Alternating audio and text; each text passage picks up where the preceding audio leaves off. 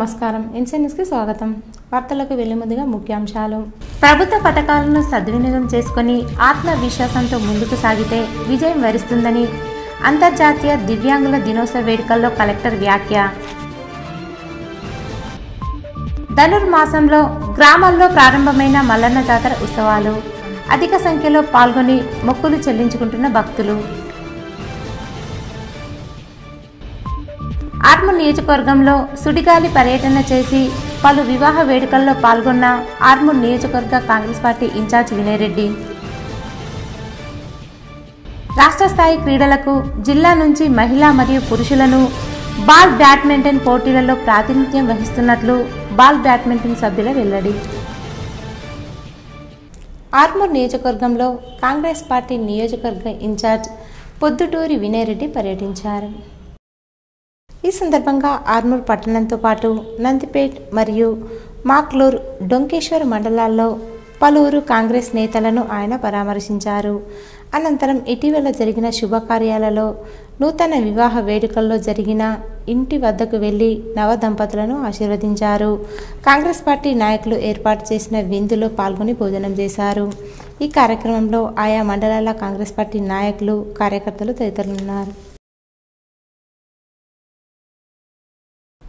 దివ్యాంగులు ఏ రంగంలోనూ ఎవరికి తీసిపోరని, ఆత్మస్థైర్యంతో ముందుకు సాగితే ప్రతి ఒక్కరూ అనుకున్న లక్ష్యాలను సాధించి విజయాలను సొంతం చేసుకోగలుగుతారని కలెక్టర్ రాజీవ్ గాంధీ హనుమంతు ఉద్బోధించారు. జిల్లా మహిళా శిశు దివ్యాంగుల సంక్షేమ శాఖ ఆధ్వర్యంలో మంగళవారం జిల్లా కేంద్రంలోని రాజీవ్ గాంధీ ఆడిటోరియంలో అంతర్జాతీయ దివ్యాంగుల దినోత్సవ వేడుకను నిర్వహించారు. జిల్లా పరిషత్ చైర్మన్ దాదనగారి విఠలరావు, అర్బన్ శాసనసభ్యులు ధన్పాల్ సూర్యనారాయణ గుప్తా, నగర మేయర్ దండు నీతు కిరణ్, కలెక్టర్ రాజీవ్ గాంధీ హనుమంతు, అదనపు కలెక్టర్ చిత్రా మిశ్రా తదితరులు పాల్గొన్నారు.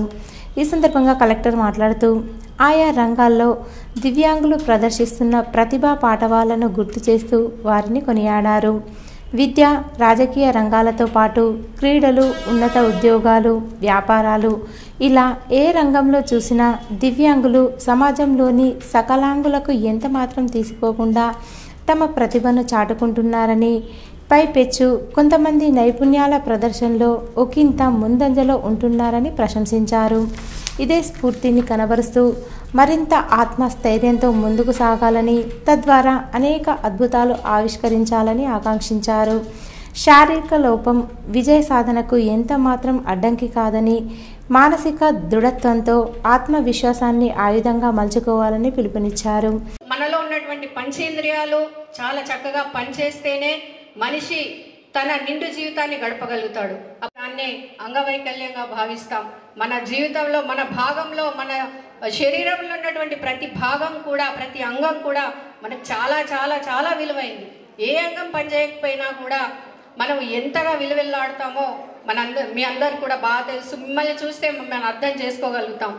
కేంద్ర రాష్ట్ర ప్రభుత్వాలు అనేక రంగాల్లో దివ్యాంగులకు చేయూతనందిస్తున్నాయని, ప్రభుత్వ తోడ్పాటును సద్వినియోగం చేసుకోవాలని హితవు పలికారు.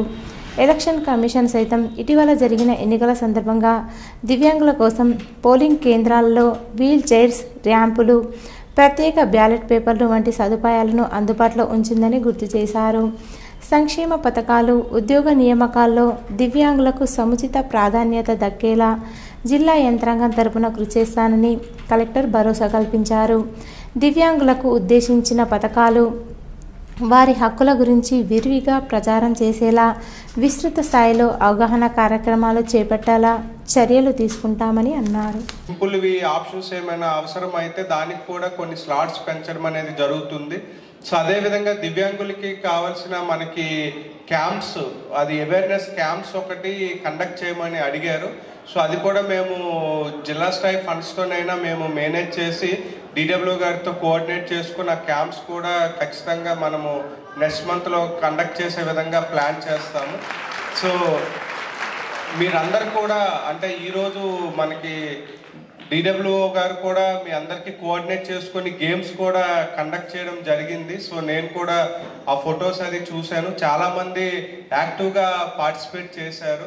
సో ఈరోజు ఇక్కడికి విచ్చేసిన వాళ్ళందరూ కూడా చాలా అంటే డిఫరెంట్ ఫీల్డ్స్లో కూడా ప్రతిభావంతులు ఉన్నారు. ఇప్పుడు నేను వచ్చినప్పుడు కూడా ఒకరు సాంగ్ పాడారు, ఇప్పుడు డ్యాన్స్ వేశారు. సో కిందన కూడా చాలామంది రెడీగా ఉన్నారు డ్యాన్స్ వేయడానికి కూడా. సో మీ అందరికి కూడా ఆల్ ది బెస్ట్ చెప్పుకుంటూ ఈరోజు ఈ కార్యక్రమాన్ని నాకు ఇన్వైట్ చేసినందుకు ధన్యవాదములు. ఈ నెల 23వ తేదీ నుండి 25వ తేదీ వరకు హిందుస్థాన్ ఏరోనాటికల్ లిమిటెడ్ గ్రౌండ్స్ సికింద్రాబాద్లో జరిగే 69వ రాష్ట్ర స్థాయి పురుషుల మరియు మహిళా బాల్ బ్యాడ్మింటన్ క్రీడా పోటీలకు ఎంపికైనటువంటి నిజామాబాద్ జిల్లా మహిళా జట్టుకు తెలంగాణ సాంఘిక సంక్షేమ బాలికల గురుకుల పాఠశాల ఆర్మూర్లో శిక్షణా శిబిరాన్ని ప్రారంభించారు.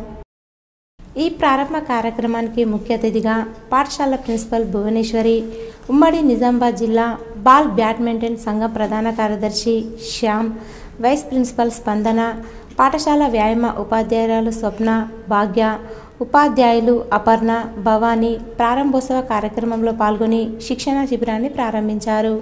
ముఖ్య అతిథిగా విచ్చేసినటువంటి పాఠశాల ప్రిన్సిపల్ మాట్లాడుతూ నిజామాబాద్ జిల్లాను ప్రథమ స్థానంలో నిలపాలని క్రీడాకారులకు చెప్పడం జరిగింది.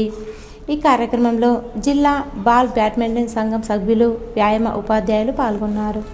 నిజామాబాద్ జిల్లా కేంద్రంలోని జిల్లా పరిషత్ కార్యాలయంలో జెడ్పీ చైర్మన్ దాదన్న గారి విఠలరావు అధ్యక్షతన సాధారణ సభా సమావేశం నిర్వహించారు. ఈ సందర్భంగా జరిగిన సమావేశంలో గ్రామీణ అభివృద్ధి మరియు కోఆప్షన్ సభ్యులు, డిఆర్డీఓ అధికారులు పాల్గొనగా పలు శాఖల్లో జరిగిన పనులు మరియు వాటి ప్రగతిపై, అలాగే పెండింగ్లో ఉన్న పనుల విషయంలో పలు సూచనలు, సలహాలు తీసుకున్నారు. ఈ సందర్భంగా జెడ్పీ చైర్మన్ మాట్లాడుతూ ప్రభుత్వ కార్యాలయాల్లో ఎక్కడ కూడా అవకతవకలు జరగకుండా చూడాలని, ప్రతి అధికారి ప్రోటోకాల్ పాటించాలని చెప్పారు. మండలాల్లో కూడా ఎప్పటికప్పుడు అనుమతులు లేకుండా ఇసుక క్వారీలు నడవకుండా చూడాలని, అక్రమ ఇసుక తరలిస్తే మైనింగ్ అధికారులు అప్రమత్తంగా ఉండి వాటిపై కేసు నమోదు చేయాలని అన్నారు. ఈ కార్యక్రమంలో ఆయా శాఖల అధికారులు తదితరులున్నారు. వేల్పూర్ మండలంలోని పచ్చలనాడుగూడ గ్రామంలో గ్రామాభివృద్ధి కమిటీ అగ్గువారి ఆధ్వర్యంలో ఘనంగా కొమరెల్లి మల్లన్న జాతర నిర్వహించారు.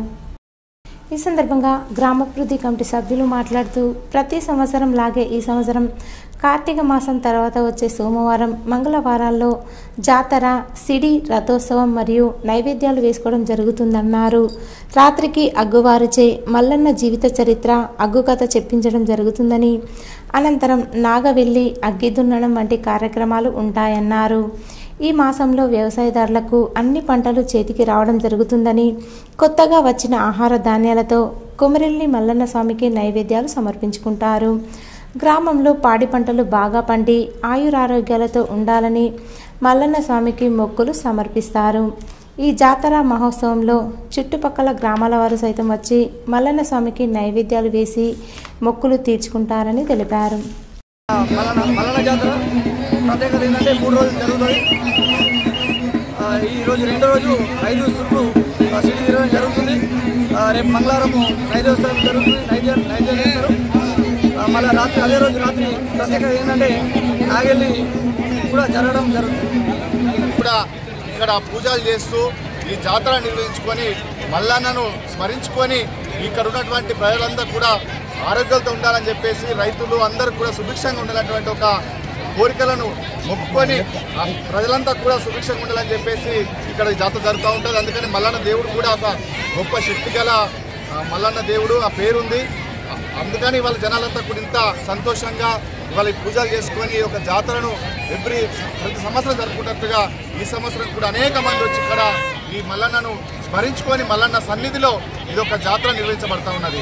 రోటరీ క్లబ్ ఆఫ్ ఆర్మూర్ ఆధ్వర్యంలో కుకునూరు గ్రామంలోని ప్రభుత్వ ఉన్నత పాఠశాలకి రోటరీ అధ్యక్షులు పట్వారి గోపీకృష్ణ పాఠశాల అవసర నిమిత్తం కుర్చీలు మరియు టేబుల్స్ అందజేశారు.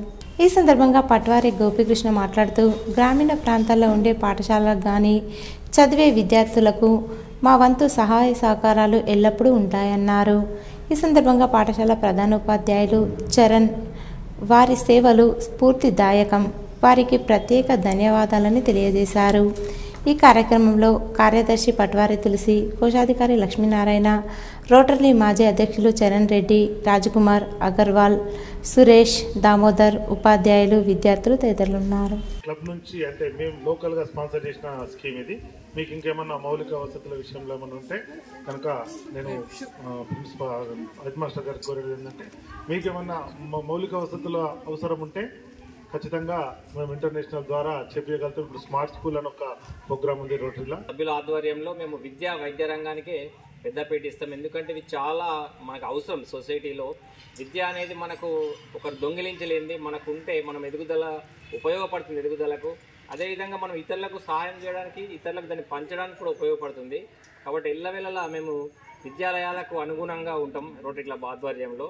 అదేవిధంగా వైద్యం ద్వారా చాలా మనకు సేవలు చేయడం జరిగింది. అంటే డెంటిస్ట్ క్యాంపులు, ఐ క్యాంపులు కండక్ట్ చేయడం జరిగింది. ఎందుకంటే మనం ఆరోగ్యం బాగుంటేనే ఏదైనా చేయగలుగుతాం.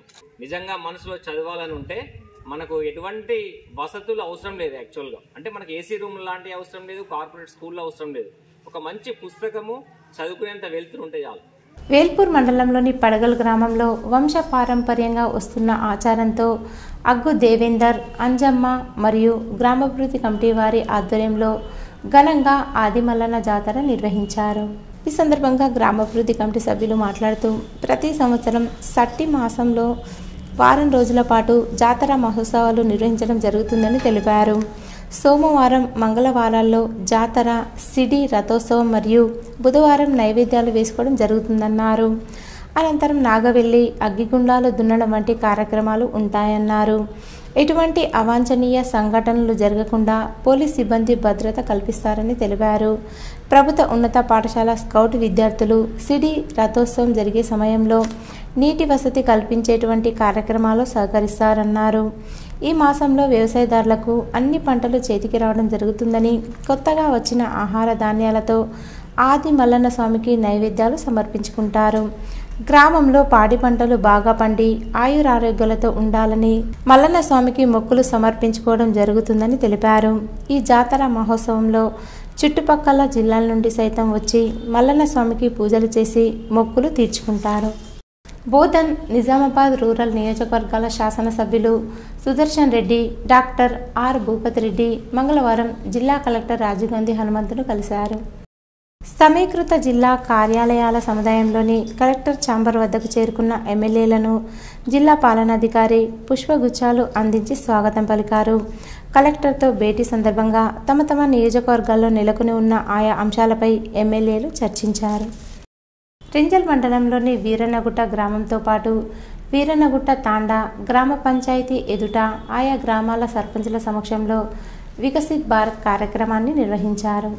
ఈ కార్యక్రమానికి పలు శాఖల మండల స్థాయి అధికారులు పాల్గొన్నారు. ఈ సందర్భంగా ఎంపీడీఓ శంకర్ మాట్లాడుతూ వికసిత్ భారత్ కార్యక్రమం ఈ నెల 16న మండలంలో ప్రారంభించడం జరిగిందని ఆయన అన్నారు. వికసిత్ భారత్ కార్యక్రమంలో భాగంగా కేంద్ర ప్రభుత్వం ప్రవేశపెట్టిన సంక్షేమ పథకాలపై ప్రజలకు అవగాహన కల్పించడం జరుగుతుందన్నారు. కేంద్ర ప్రభుత్వం ద్వారా ముద్రా యోజన కింద చిరు వ్యాపారులకు ఆర్థిక సహాయాన్ని అందించడం జరుగుతుందన్నారు. ఉజ్వల యోజన కింద మహిళలకు సిలిండర్ వంటి సబ్సిడీపై అందించడం జరుగుతుందన్నారు.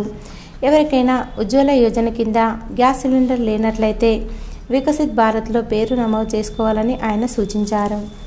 కేంద్ర ప్రభుత్వం ప్రవేశపెట్టినటువంటి అనేక పథకాలలో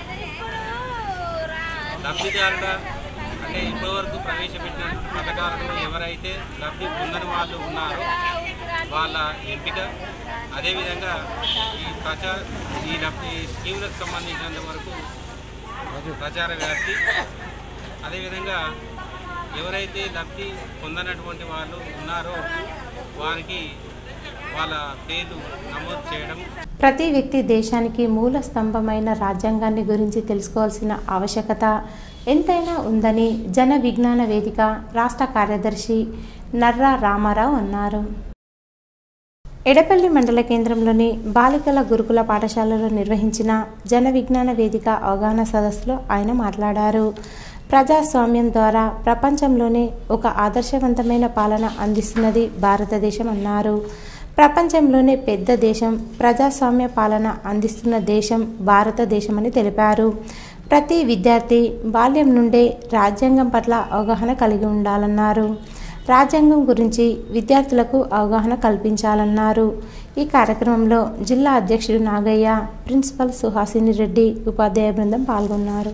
తిరిగి మళ్ళా ఒక పాతకాలపు పద్ధతుల లోపల తీసుకెళ్ళేటువంటి మనుస్మృతి సిద్ధాంతాలు తీసుకొచ్చే ప్రమాదం అనేది ఈరోజు కనిపిస్తూ ఉంది. ప్రతి నోట అది వినిపిస్తూ ఉంది. ఇది చైతన్యం లేకపోతే ప్రజల లోపల ఎవరికి కూడా 70% పీపుల్కి అసలు రాజ్యాంగం గురించి మనం పరిపాలించబడుతున్న అంశమే తెలియదు. కాబట్టి రేపు వచ్చే తరానికన్నా ఈ రాజ్యాంగం గురించి తెలియచేస్తే దీనికి సంబంధించినటువంటి విలువలు అనేవి రాజ్యాంగ విలువలు కాపాడతారన్న ఉద్దేశంతో బాన్స్వాడ మండలం కొత్త బాదిలో ప్రైమరీ స్కూల్లో 1వ తరగతి చదువుతున్న ఫర్హాన్ 6 సంవత్సరాలు స్కూల్ ప్రక్కన ఉన్న కాలువలో పడి మృతి చెందాడు. తల్లి మధ్యాహ్న భోజనం తినిపించి వెళ్ళిన కొద్దిసేపటికే కొడుకు చనిపోయాడనే వార్త వచ్చింది.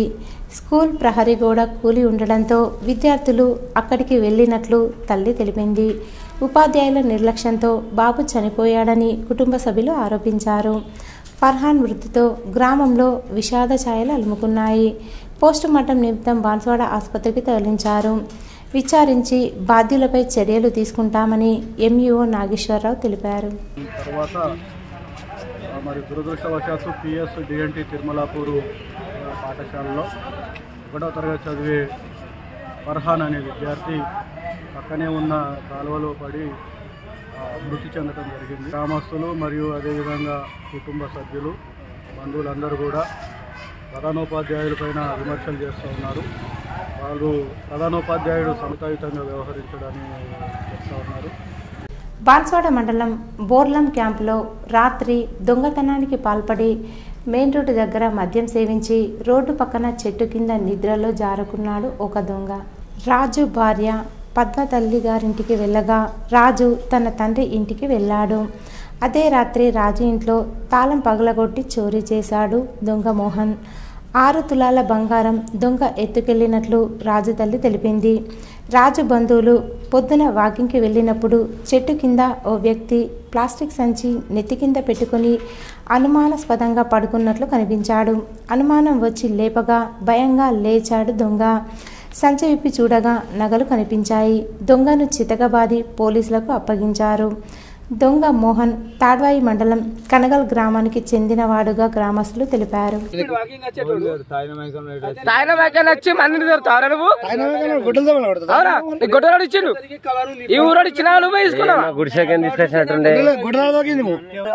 వాళ్ళ అమ్మగారి ఇంటికి మా కోడలు వెళ్ళింది.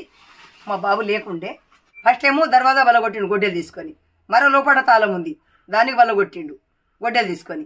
దాని తర్వాత లోపల పోయినాక అది గొడ్డలు తీసుకొని కొట్టేసి పలగొట్టేసిండు. బీరువా పలగొట్టేసి అది కత్తెరతోని బట్టలు కత్తెరదుండే ఆ కత్తెరతోని లాక్ అనేది తీసేసి సామాన్యాన్ని వేసుకుపోయి కవర్లో పెట్టుకొని అక్కడ మూసాడ కాడ నెత్తి కింద పెట్టుకొని పండుకున్నాడు. దర్పల్లి మండలం దుబ్బాక గ్రామానికి చెందిన 40 పద్మశాలి కుటుంబాలకు మేము చెప్పిన మాట వినలేదని దుబ్బాక వీడీసీ వారు సంఘ బహిష్కరణ విధించారు.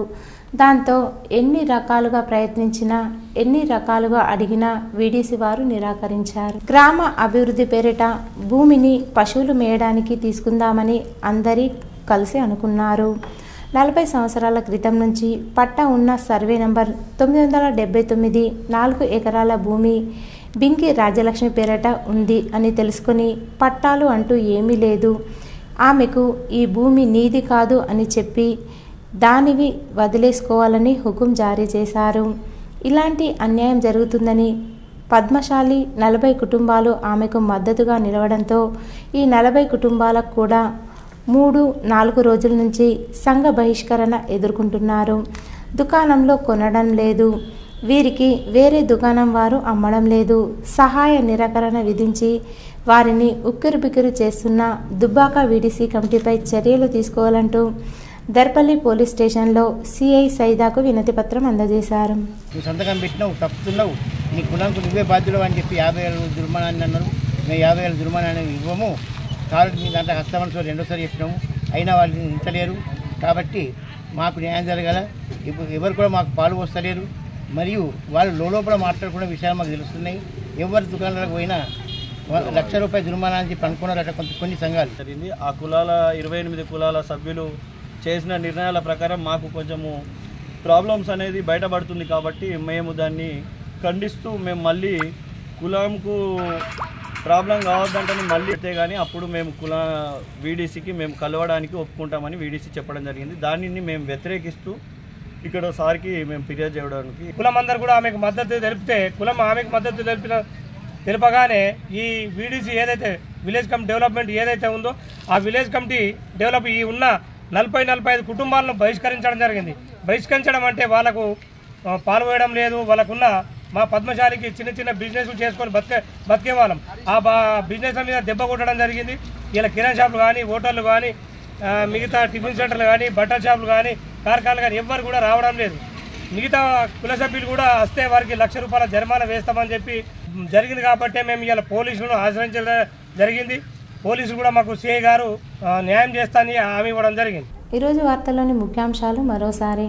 ప్రభుత్వ పథకాలను సద్వినియోగం చేసుకుని ఆత్మవిశ్వాసంతో ముందుకు సాగితే విజయం వరిస్తుందని అంతర్జాతీయ దివ్యాంగుల దినోత్సవ వేడుకల్లో కలెక్టర్ వ్యాఖ్య. ధనుర్మాసంలో గ్రామాల్లో ప్రారంభమైన మల్లన్న జాతర ఉత్సవాలు. అధిక సంఖ్యలో పాల్గొని మొక్కులు చెల్లించుకుంటున్న భక్తులు. ఆర్మూర్ నియోజకవర్గంలో సుడిగాలి పర్యటన చేసి పలు వివాహ వేడుకల్లో పాల్గొన్న ఆర్మూర్ నియోజకవర్గ కాంగ్రెస్ పార్టీ ఇన్ఛార్జ్ వినయ్ రెడ్డి. రాష్ట్ర స్థాయి క్రీడలకు జిల్లా నుంచి మహిళా మరియు పురుషులను బాల్ బ్యాడ్మింటన్ పోటీలలో ప్రాతినిధ్యం వహిస్తున్నట్లు బాల్ బ్యాడ్మింటన్ సభ్యుల వెల్లడి. ఇవి ఈరోజు బులెటిన్లోని విశేషాలు. తిరిగి వచ్చే బులెటిన్లో కలుసుకుందాం. అంతవరకు సెలవు. నమస్కారం.